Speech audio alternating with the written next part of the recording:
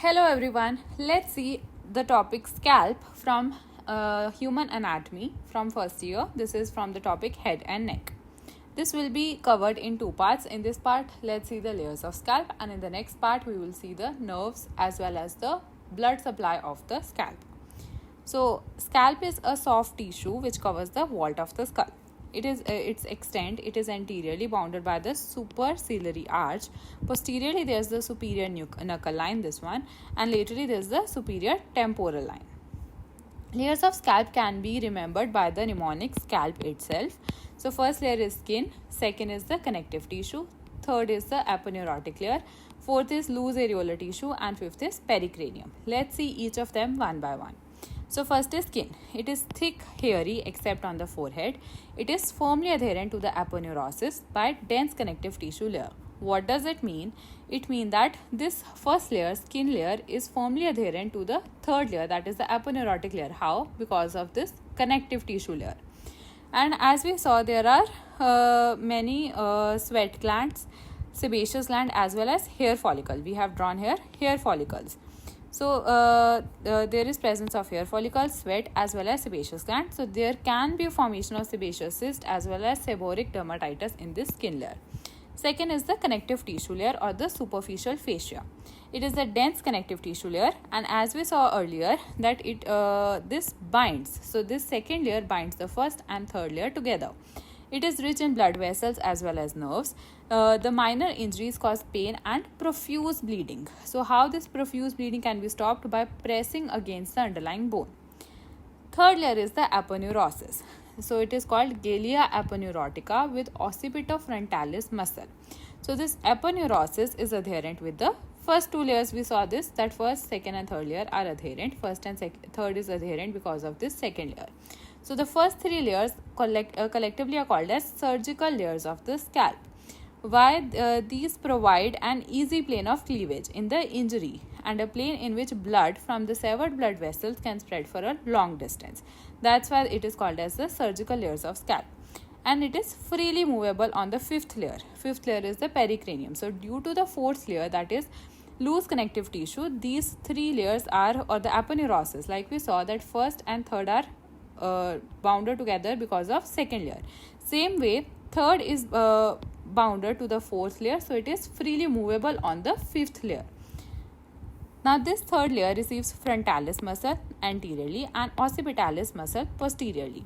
So because of this occipitofrontalis muscle, there is a tone exerted by this muscle. So transverse wounds of the scalp, they gape due to this pull exerted because of this muscle. So let's see more about this occipitofrontalis muscle. This is the frontalis belly and this is the occipitalis belly. Now the frontalis bellies are longer, wider and partly united in the median plane.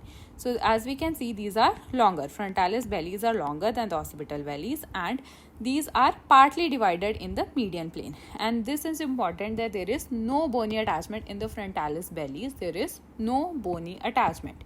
It intermingles with the corrugator supercilii and orbicularis oris.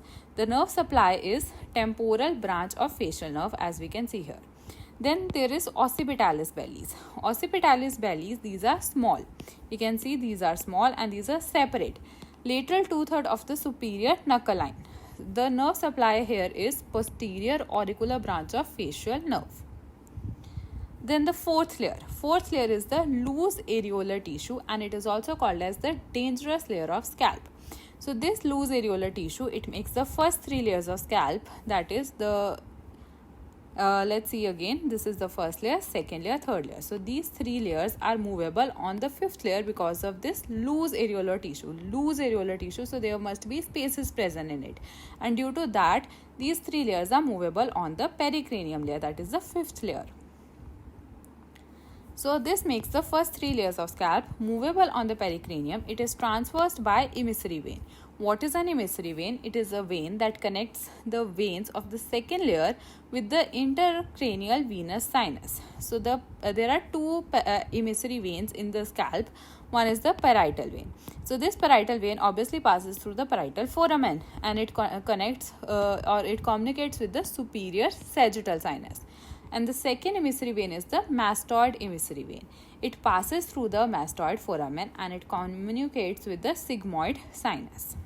So now let's learn the applied anatomy, that is the points which are applied of this layer, loose areolar layer. So first is, it is the dangerous layer of scalp. Why? Because there is loose connective tissue, so there will be free space. So if there is blood and pus, it can freely collect in this free space, and if pus will be collected here, it will the infection will reach the intracranial venous sinus through the emissary veins. So we saw here that there are two emissary veins in scalp, and these are connected to the sinuses. So through these emissary veins, it can reach to the intracranial venous sinus. This pus collected can reach to the intracranial venous sinus through the emissary veins, and it can cause intracranial venous thrombosis, which is fatal. That's why it is called as the dangerous layer of scalp. Second applied point is that it can cause black eye. How?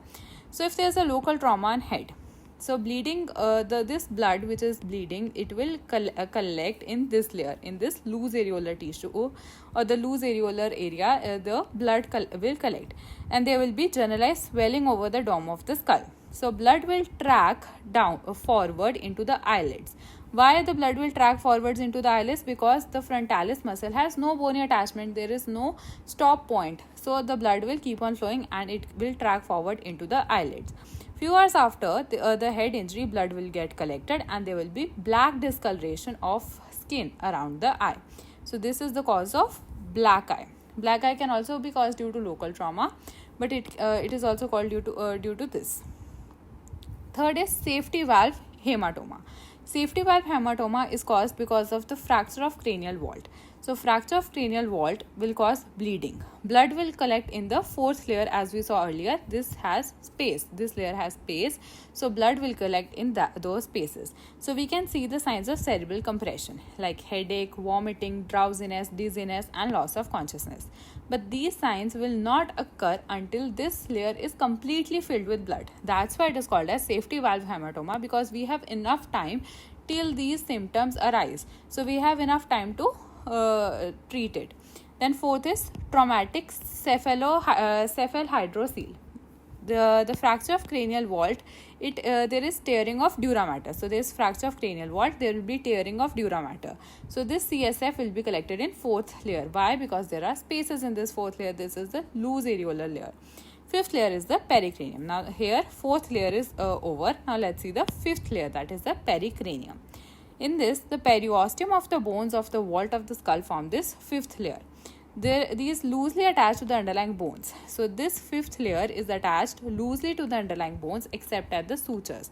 At the sutures, it is attached to the endocranium. The plight of this pericranium layer is cephal hematoma as well as caput succedaneum.